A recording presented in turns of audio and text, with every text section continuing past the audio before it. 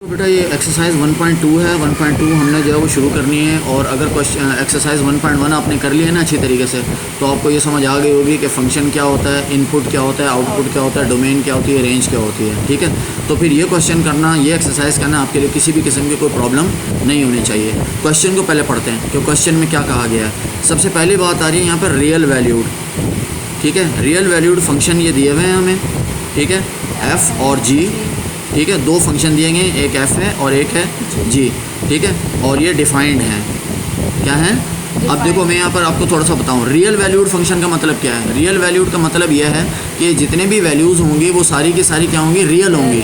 आपने complex numbers तो पढ़े हैं ना, रियल और इमेजिनरी पढ़े हैं ना। तो जब आयोटा वाले वैल्यूज़ आती हैं तो इसका मतलब वो क्या होते हैं, कॉम्प्लेक्स नंबर होते हैं। ठीक है, उनको हम रियल वैल्यूड नहीं कह सकते। ये रियल वैल्यूड का मतलब ये है कि इसमें आयोटा वाली कोई कहानी जो है वो इन्वॉल्व नहीं होगी। ठीक है, तो इसमें सारी रियल वैल्यूज़ होंगी, इसमें इमेजिनरी की कोई कहानी नहीं आएगी। ठीक है, अच्छा दूसरे नंबर पर ये दो फंक्शन है एफ़ और जी, उनके नाम दे दिए गए हैं और ये डिफाइंड है। डिफाइंड का मतलब यह है कि इसमें से कोई फंक्शन इस तरीके का नहीं है कि जो क्या हो, अनडिफाइंड हो, यानी कि इनडिटर्मिनेंट फॉर्म में हो। ठीक है ना, इनडिटर्मिनेंट फॉर्म का मतलब क्या है, इस तरीके से कोई भी नहीं है कि वो क्या हो जाए, इस तरीके से आपकी सूरत में आ जाए कि ऊपर कोई भी वैल्यू नीचे क्या आ जाए, जीरो आ जाए, तो ये क्या हो जाएगा, अनडिफाइंड हो जाएगा। तो इस तरीके की कोई कहानी नहीं है। देखें यहाँ पर एक वैल्यू दी हुई है, नहीं है जी ऑफ एक्स जब दिया हुआ है तो उन्होंने खुद कहा है कि एक्स की वैल्यू क्या होनी चाहिए, 1 नहीं होनी चाहिए, क्योंकि अगर आप 1 यहाँ पे पुट करवाएंगे तब जाके ये क्या हो जाएगा, अनडिफाइंड हो जाएगा। तो क्वेश्चन को ही पहले आपने समझना है। जब क्वेश्चन अच्छी तरह समझ आ जाएगा तो आंसर खुद ब खुद आना शुरू हो जाएंगे। रियल वैल्यूड का मतलब ये है कि इसमें इमेजिनरी की कोई कहानी नहीं होनी चाहिए। ठीक है, डिफाइंड का मतलब ये है कि अगर डिनोमिनेटर में कोई वैल्यू है हमारे पास, तो डिनोमिनेटर में हमारे पास जीरो नहीं आना चाहिए। इतनी बात समझ आ गई है। ठीक है, अब देखें दो फंक्शन है, एक है एफ ऑफ एक्स और दूसरा है जी ऑफ एक्स। इतनी बात समझ आ गई। अब आपको ये बताया था कि अच्छा ये क्या पढ़ते हैं इसको, f of g of x, f of g of x. ठीक है, आपने देखें पिछली जो एक्सरसाइज थी उसमें आपको पता है कि आप इस तरीके से लिखती थी, एफ ऑफ एक्स। फंक्शन को इस तरीके से शो कराते थे ना, एफ ऑफ एक्स, तो इसको हम इस तरीके से शो करवा सकते हैं। एफ ओ जी एक्स लिखा हुआ ना, तो इसको हम यूँ लिख सकते हैं, f of g of x. इस तरीके से लिखें या इस तरीके से लिखें, बात एक ही है। ठीक है, अब इसका मतलब क्या है, मतलब मैंने आपको पिछली एक्सरसाइज में बताया था कि एफ के आगे जो ब्रैकेट के अंदर ये वैल्यू आ रही है वो इनपुट को शो करती है कि इस फंक्शन के अंदर जहाँ जहाँ एक्स आएगा वहाँ पर आपने जो वैल्यू यहाँ पर होगी वो पुट करवानी है। ठीक है, अब यहाँ एक्स है तो फंक्शन के अंदर जहाँ जहाँ एक्स होगा वहाँ पर आपने एक्स का इनपुट देना है। ठीक है, अब जब यहाँ पर जी ऑफ एक्स लिखा हुआ आ रहा है, इस तरीके से जी ऑफ एक्स जब लिखा हुआ आ रहा है, इसका मतलब ये है कि जहाँ जहाँ एक्स आएगा, किसके फंक्शन में, एफ के फंक्शन में, एफ के फंक्शन में जहाँ जहाँ एक्स आएगा वहाँ पर अब आपने एक्स नहीं लिखना होगा, बल्कि क्या लिखना होगा, जी ऑफ एक्स की वैल्यू लिखनी होगी। जी ऑफ एक्स की वैल्यू ये है जनाब, ये है एफ ऑफ एक्स का फंक्शन। जब हम यहाँ पर जी ऑफ एक्स का इनपुट देंगे तो ये वाली वैल्यू कहाँ पर पुट करवाएंगे, एक्स की जगह पर पुट करवाएंगे। बात समझ आई है नहीं आई है? आओ मैं करके दिखाता हूँ। ठीक है, पहला पार्ट इसका ये ए है ना, तो पहला फंक्शन और उसका हम क्या करते हैं, ए पार्ट करते हैं। पहला फंक्शन उसका ए पार्ट, या फिर आप यूँ कह लीजिए कि यूँ कह लो कि ए करो और उसका जो है क्या करो, पहला पार्ट करो। ठीक है, यूँ कर लो, या फिर आप इसको कैंसिल कर दो, आप यूँ कर लो कि ये ए वाला पार्ट कर रही हो, ए यहाँ से ए पार्ट कर रही हो और पहले फंक्शन कर रही हो, तो ए और पार्ट 1 यूँ कर लो। ठीक है, अब क्या है यहाँ पर लिखा हुआ, f of g of x. ठीक है, तो इसको हम पहले यूँ लिखते हैं, f of g of x. ठीक है, और हमें पता है कि हम इसको किस तरीके से लिख सकते हैं, हम इसको यूँ भी लिख सकते हैं, f of g of x.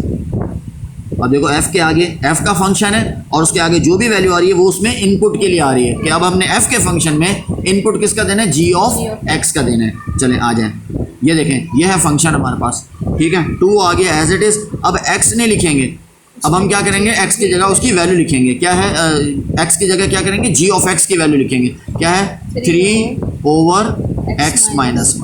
बात समझ आई नहीं आई है? और +1 आ गया एज इट इज़। कुछ पूछना है, समझ आ गई अच्छी तरह? चल अब हम इसको सॉल्व करते हैं। 2 × 3 हो जाएगा 6 ओवर क्या आ जाएगा, x-1 प्लस का। अब सिंपल हम ये क्या करेंगे, इसको सॉल्व कर लेंगे एलसीएम से। x-1 ये और ये सेम है, 6 आ जाएगा। इसके नीचे कुछ नहीं, इसको इससे मल्टीप्लाई करेंगे, हो जाएगा x-1। तो 6 में से बन जाएगा, ये आ जाएगा 5 + x और आ जाएगा हमारे पास x-1। इतनी बात समझ आई नहीं आई है? अब इसका बी पार्ट ज़रा देखो, बी पार्ट, और इसको पहले फंक्शन के साथ ही अभी मैं कर रहा हूँ। बी क्या है, जी ऑफ एफ ऑफ एक्स।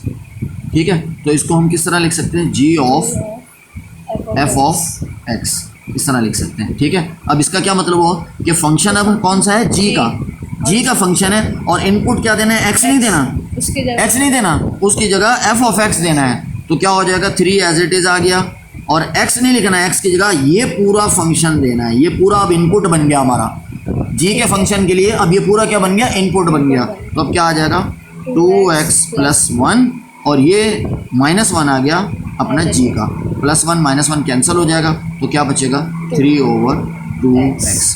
बातें समझ आ रही है, नहीं आ रही है, आ रही है। अब इसका देखो सी पार्ट, सी पार्ट क्या कहता है, एफ ऑफ एक्स।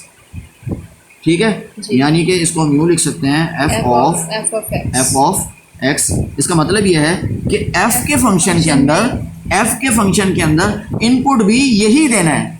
ठीक है, तो ये आ गया 2। अब x नहीं लिखेंगे, x की जगह पूरा ये फंक्शन लिखेंगे, 2x + 1 और फिर +1। बात समझ आ रही है, चलो गुड।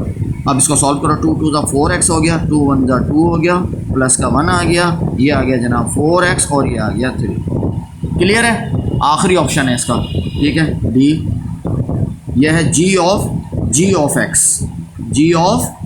Of x. इसका मतलब यह है कि हम इसको एक तो पहले यूँ लिख लेते हैं, जी ऑफ एक्स। इसका मतलब यह है कि जी के फंक्शन के अंदर इनपुट भी कौन सा देना है, जी का ही देना है, 3। अब एक्स नहीं लिखेंगे, एक्स की जगह ये पूरा इनपुट ले हो जाएगा, ये ऐसे 3/x - 1 और फिर आ जाएगा -1।